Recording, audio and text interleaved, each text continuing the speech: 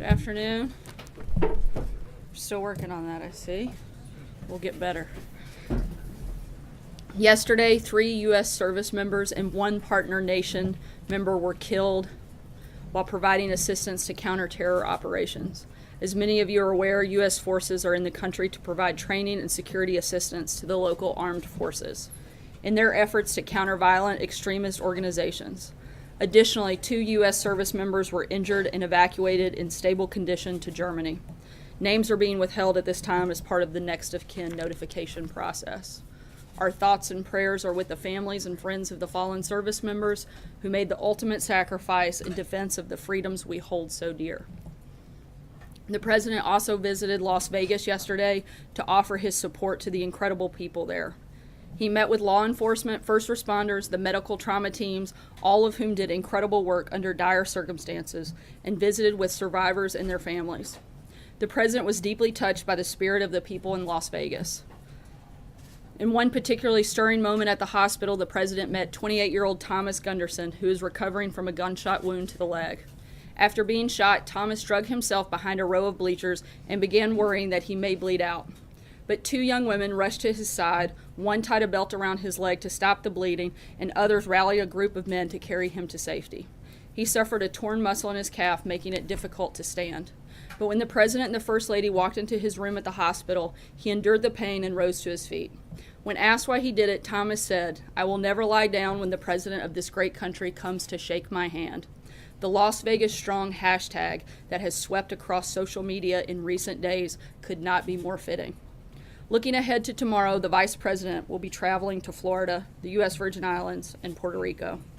He will meet with survivors, local officials, and first responders and personally assess the massive recovery efforts. The federal government continues to provide much-needed personnel and supplies to Puerto Rico and the U.S. Virgin Islands. Puerto Rico's governor recently said, and I quote, "The President and the administration, every time we've asked them to execute, they've executed quickly. That has been and will continue to be our goal. This unprecedented relief effort should make it very clear we will not rest or stop until all of our people are safe, secure, and set on a clear path toward building the very bright future they deserve." And with that, I will take your questions. Jill. Sarah, I have 2 topics for you. I want to start off with gun control. Does the President support legislation that would ban or regulate bump stocks? Right now, our focus, as we've said over the last couple of days, has been on healing and uniting the country. The investigation still continues to be in very early stages. We know that both members of both parties and multiple organizations are planning to take a look at bump stocks and related devices. We certainly welcome that, would like to be part of that conversation, and we would like to see a clear understanding of the facts, and we'd like to see input from the victims' families, from law enforcement, from policymakers, and we're expecting hearings and other important fact-finding efforts on that, and we want to be part of that discussion. We're certainly open to that moving forward. Can you tell us anything about the President's thinking? I said we're certainly open to that moving forward, but we want to be part of that conversation as it takes place in the coming days and weeks. And then can I also just ask you about DACA today? Obviously, is that October 5th deadline. Is there any thinking right now about potentially extending that deadline because so many people have yet to actually submit their renewal forms? I'll keep you posted on any announcements on that front. Right now, the President's position has been that he's called on Congress to come up with a permanent solution and a fix to this process to have responsible immigration reform, and we'd like to see that be a part of it. Maggie? Is asking for cuts in the levels of legal immigration going to be part of what the White House seeks in a DACA fix? We're going to roll out the specific principles that we'd like to see in that responsible immigration reform very soon, probably in the very short future, and we'll let you know when we do that, and you can see all the details on that day when it's there. Blue. Thanks, Sarah. A couple questions on Puerto Rico, if I can. The President said that the debt in Puerto Rico is going to be wiped out. Director Mulvaney sort of cleared that up a little bit, saying we shouldn't take the President word for word on that. Can you just button it down from the podium whether or not the President will take action or push for legislation to forgive any of the debt that Puerto Rico currently has? Right now, the primary focus is to provide relief to Puerto Rico and support in the rebuilding efforts. While we're still dealing with the immediate disaster, it isn't inappropriate to focus on the difficulties that Puerto Rico was dealing with before the storm. There's a process for how to deal with Puerto Rico's debt, and it'll have to go through that process to have a lasting recovery and growth. This was a process that was put in place and set up under Obama, and that has a board of advisors that deals with that debt, and it'll go through that process as we move forward. Matthew? Thanks. Sorry, I'm going to try to jump around. We'll come back this time. Matthew? Thanks, Sarah. I'm wondering if there's any concern in the White House that the president's frequent use of the term fake news to describe mainstream outlets muddies the water a little bit and makes it harder for citizens to identify the actual fake news that the intelligence agencies have said countries like Russia used to interfere in the last election. I think that the president has a great frustration with the fact that a lot of times you have inaccurate information that's being presented as factual. A lot of times you have opinions that are being presented as news, and they're not. And I think that that is a real concern and something that certainly should be looked at. Does he see a distinction between erroneous reports or reporting that he finds offensive and the type of fake news that we saw pushed during the election by Russian intelligence? Does he see a distinction there? We see a problem with any stories that are inaccurate or untruthful being presented to the American people as facts. Sarah, can you give us a readout on the meeting with Senator Cotton? I'm sorry, can you say that? Can you give us a readout on the meeting with Senator Cotton? The president routinely meets with senators and House members, and this wasn't anything beyond that. They talked about a number of issues. Obviously, Senator Cotton has been somebody the president has worked with regularly since taking office. We're going to continue to do that. If we have further information, we'll let you know. Immigration and Iran among those issues. I think both of those topics were discussed. Beyond bump stocks, does the president have as open an attitude about other methods of gun control that have long been debated, or is the White House openness, which you just described, and being willing to be a part of that conversation, limited to one on bump stocks? The president's a strong supporter of the Second Amendment. That hasn't changed.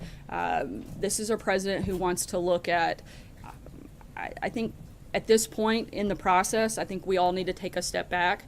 We had one of the most horrific tragedies that's ever taken place on U.S. soil, and before we can run out and start talking about the preventions for something like that to happen again, which we all certainly want to do, we have to determine what caused it. We haven't gotten that far down the road. That's something that law enforcement agencies are all collaboratively working day in, day out to do.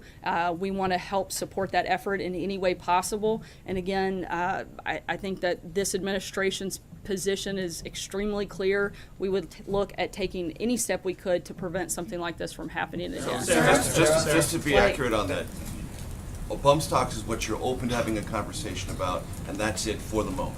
That's something we're certainly open to having that conversation.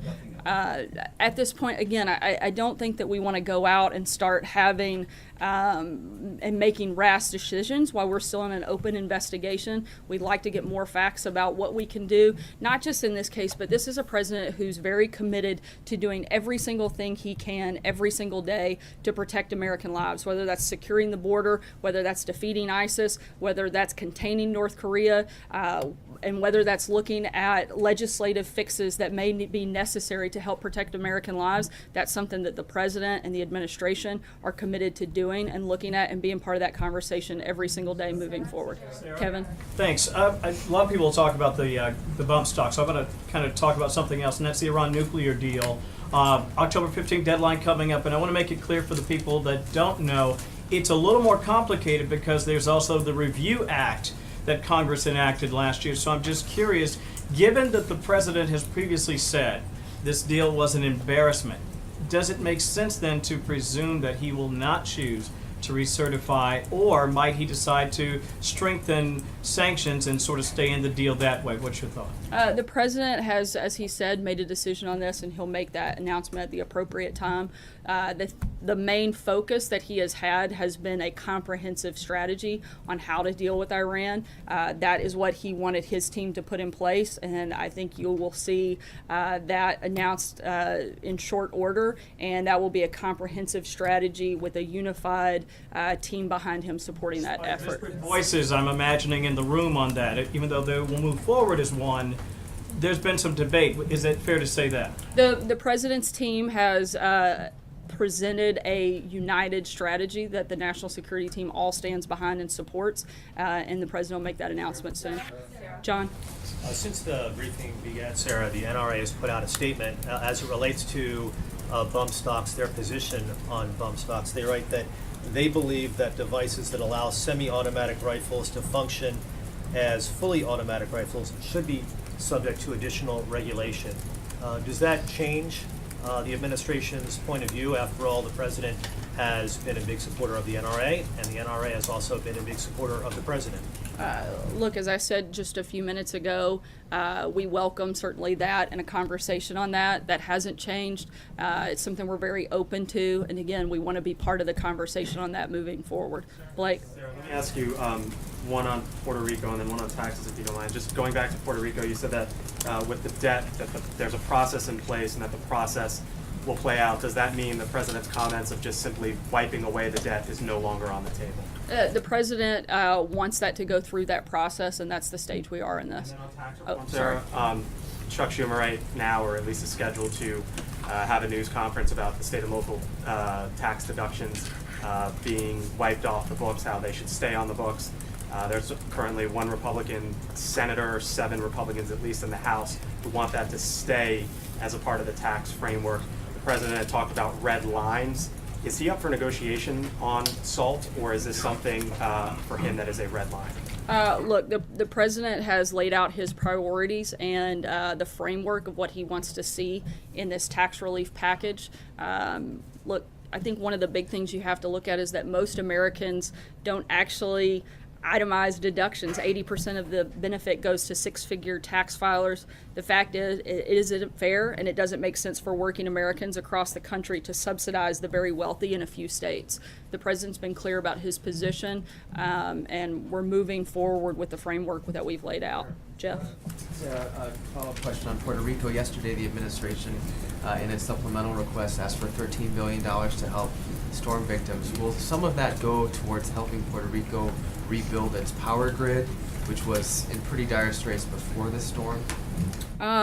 There was a large portion of that will go to FEMA's Disaster Relief Fund, and that will be determined at the appropriate time which parts of those will go to which efforts. And so I direct you to FEMA on the specifics of what that would look like. Jim? Sir, why did the president tweet this morning that he'd like to see the Senate Intelligence Committee investigate news outlets and I guess this quest to go after fake news? Does he value the First Amendment as much as he values the Second Amendment? Absolutely. The president is a incredible advocate of the First Amendment. But with the First Amendment, you have, hold on, I allowed you to finish. With the First Amendment, with those freedoms also come responsibilities. And you have a responsibility to tell the truth, to be accurate. I think right now, when we've seen recent information that says that only 5% of media coverage has been positive about this president and this administration, while at the same time you have the stock market and economic confidence at an all-time high. ISIS is on the run. Unemployment's at the lowest it's been in 17 years. We've cut regulations at a historic pace. We're fixing the VA for our vets. You've only found 5% of your time to focus on some of those big issues. And frankly, those are the issues most Americans care about. Not a lot of the things that you cover, not a lot of the petty palace intrigue that you spend your time on. I think that we need to move towards a certainly more fair, more accurate, and frankly, a more responsible news media for the American people. May I follow, Sarah, if I could follow up on that. Sorry, I'm going to try to get to everybody, and like I told your colleague, if I have time. Very quickly though, should Congress investigate news outlets? No. 2 questions. One is Governor Brown in California just signed a sanctuary state statute, and I'm interested in what efforts the administration will make to block the move, and whether this signifies that the administration's efforts to crack down on sanctuary jurisdictions has failed, given that California has more than 12% of the nation's population, and it will now be an entire state that's under the sanctuary designation. Look, we are spending every day we can trying to find the best way forward. The president will be laying out his responsible immigration plan over the next week, and I hope that California will push back on their governor's, I think, irresponsible decision moving forward. My second question was a follow-up to Jim's. Hold on, I'm going to try to get to everybody Sarah, today. thank you. Kristen. Sarah, was the president upset that his Secretary of State didn't deny calling him a moron in his public remarks yesterday? Look, as the Secretary of State said, this is a petty, ridiculous accusation, and frankly, I think it's beneath the Secretary of State to weigh in on every rumor out there. His spokesperson, however, did come out and clarified that the Secretary of State had never used those words. What's your response to those John? who say the president has undercut the Secretary of State? Sarah, just quickly before you move on. I think what's it's your the reaction? premise of that question is absolutely ridiculous. The president can't undercut his own cabinet. The president is the leader of the cabinet. He sets the tone. He sets the agenda, and I think that question makes no sense because of that. John? Thank you, Sarah. Two questions. First, let me follow up on Kevin's question earlier about the Iran agreement. We know that decertify does not mean a complete cut, and it would still keep the U.S. in the negotiating procedure. On the other hand, a clean break, such as that advocated by former Ambassador John Bolton, would completely separate the U.S. from any agreement with Iran. Ambassador Bolton proposed that, reportedly has been unable to talk to the president about it. Is the clean break advocated by him still on the table? As I told Kevin, the president is going to make an announcement about the decision that he's made on a comprehensive strategy that his team supports, and we'll do that in the coming days. I'm not going to get ahead of that announcement by leaning in now. Was this that John, I'm going to try to get to everybody. I'll come back. I had two. I know everybody has two. If that's the case that we're setting, somebody can say I have 12 questions on the front end and I never get to go to anybody else. I'll come back to you if we can. David? Just one for you. We now know that Secretary Price was essentially let go for his private jet travel, and we know that I think in close proximity to his firing, Secretary Perry took private jets. We know that Kellyanne Conway was along for one of Secretary Price's rides. At the same time, the president has now spent, I think, 17 weekends at taxpayer expense for the flights, either at Mar-a-Lago or Bedminster, at the cost of $180,000 an hour for Air Force One, and is going to take the plane to a fundraiser in North Carolina this weekend. So here's the question. Is he not setting the tone that tells his cabinet members that this kind of misuse of taxpayer money, or overuse, if you will, is okay? I'll start with North Carolina. My understanding is that for a political event that'll be reimbursed for any political travel. The president is The first class rate that Secretary Price paid them. I'd have to check on that, but the president is in a certainly very different position.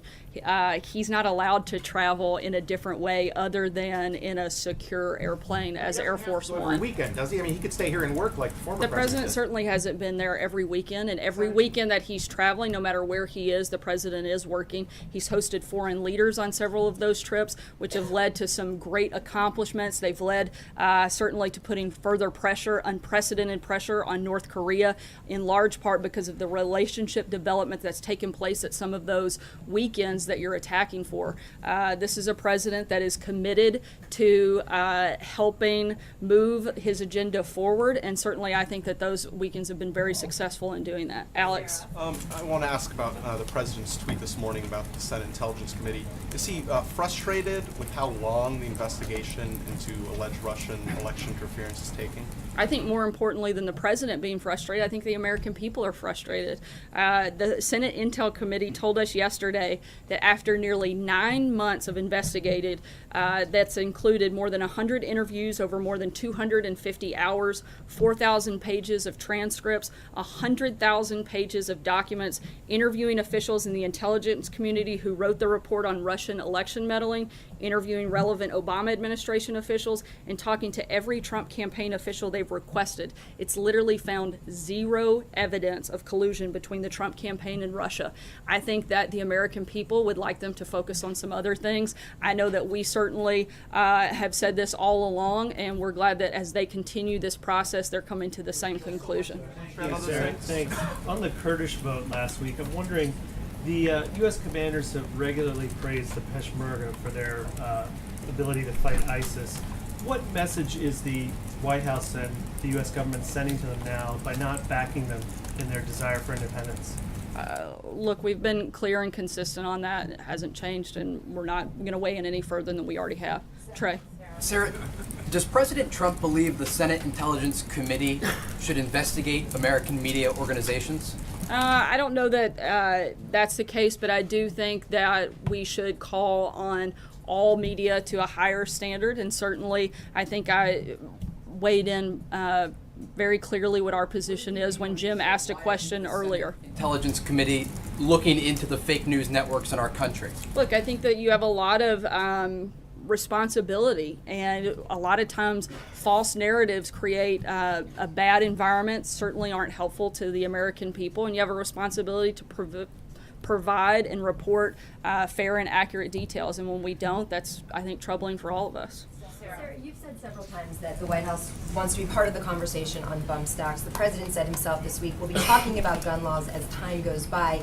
But you also suggested, I think, and just to clear it up, that the time to talk about that is after the investigation has gotten to another stage or wrapped up. I mean, if not now, when is it appropriate to start having this conversation about policy? I haven't said that the investigation has to be fully complete before conversations can take place, but I think we have to be careful that before we go out and try to talk about things that prevented something, we need to know what caused it in the first place, and we're not there yet. We're still in that process. We certainly want to, again, look at every way that we could prevent anything even remotely close to this from ever happening again, and we want to be part of that process, and we hope to. If I could just ask one question just to clarify the White House's position on these bump fire stock. This morning in a couple of television interviews, your colleague Kellyanne Conway suggested that the ATF in 2010 made a decision that these bump stocks were firearms parts and not firearms themselves and couldn't be regulated under the existing law. Is it the White House's view that that was the wrong decision on the part of the ATF?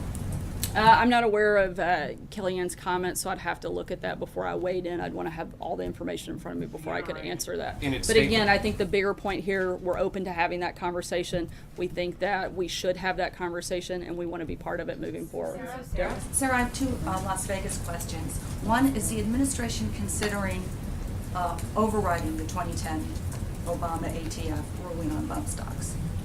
Like I just said, I think that's something that we should look at. We're very open to it, and we want to have that conversation and move forward in the process. And second, Dina Titus, Democrat Congresswoman from Las Vegas, said she personally delivered a letter to a member of the White House staff yesterday inviting the president to meet with the gun violence task force. Did the president see it? Is he going to say yes?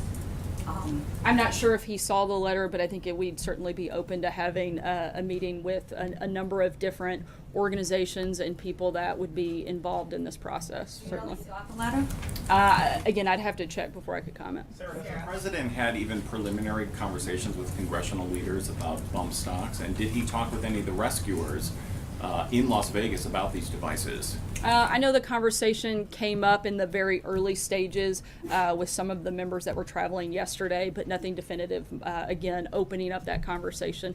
And like I've said several times today, that's a discussion that we welcome and that we want to be part of.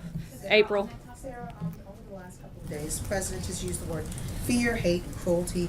And since you're saying you're having conversations on different things as it relates to Las Vegas, what is the conversation when it comes to the issue of terror? You've not talked about it yet. You've not classified it as such. And talking to people from both sides of the aisle, they're saying there's no one settled or universal definition for terrorism. But we've seen Timothy McVeigh with Oklahoma City. We've seen Ruff with Mother Emanuel in Charleston. I mean, under all circumstances that we've seen so far, people were intimidated, scared, ambushed, military style, in a planned, thought out effort, be it whether it's political or not. They were terrorized. Is this administration willing to start, since they're having conversations about other things, was this terror, domestic terror, I think that's something for the law enforcement communities to define and identify. I think the bigger thing that this administration certainly has been focused on is the prevention and looking at how we can stop things like this from ever happening again. I don't care how you label it, it's something that should never take place in this country, and this president is committed to looking for ways to prevent it. Hallie? What about that shirt? Sorry, that I've the limited leader of everybody San to Juan, one the mayor of question San today. Juan had that shirt saying nasty. What does this White House believe? The president went there. It was very controversial, his appearance Actually, there. it wasn't controversial. Well, some people it was about actually the- widely praised even by a Democrat governor. I think that it is sad that the mayor of San Juan chose to make that a political statement instead of a time of focusing on the relief efforts. The president invited her to be part of that conversation. He specifically asked in the meeting where many were present, including a couple dozen other mayors who were very happy with the recovery efforts, the governor, the congresswoman. He opened the floor up for discussion, and she actually made zero comments. To me, that would have been the time and the place that she should have weighed in and asked for what she needed and laid out what she was asking for San Juan. She didn't. Instead, she chose to wait until the president left and then criticize him on TV, which I think is the wrong thing for her to do for her constituents. And I hope next time she's given the opportunity to help her constituents, she'll take it. Hallie? You've made very clear that the president is open to the conversation surrounding bump stocks and perhaps other regulations on gun control. Does he want to lead that conversation? Will he get out and use the power of his presidential platform to push for more regulation on, for example, bump stocks, which law enforcement officials have said were used in Vegas? I think right now the position of the president has been to lead on the effort of uniting our country. We've had a country in mourning, and I think we saw what kind of leader this president wants to be by what he did yesterday. He went in, he met with the law enforcement officials, he met with the medical teams, he met with the survivors of that horrific tragedy. Obviously, this president wants to be a leader. I think he's demonstrated that. I think he'll continue to do that in this process. If you want me to get down into the weeds on specific policy, I don't think we're there yet. Right now, we want to lead the effort on bringing our country together and offering comfort to those that have been hurt over the last several days. Mike, sorry, again, I'm going to take this the last one, Mike. There's some talk that some of the main facilitators of the Iran nuclear deal are significant contenders for the Nobel Peace Prize. Is the White House aware of that, and do you have a thought on these folks being talked about as potential winners? I'm not sure about the Nobel Peace Prize process, and certainly not as it pertains to that, but I think we've been very clear what our position is on the deal. That hasn't changed just because some people may receive an award for it. Thanks so much, guys. Have a good day. Sarah, you said no on Congress investigating news outlets, right?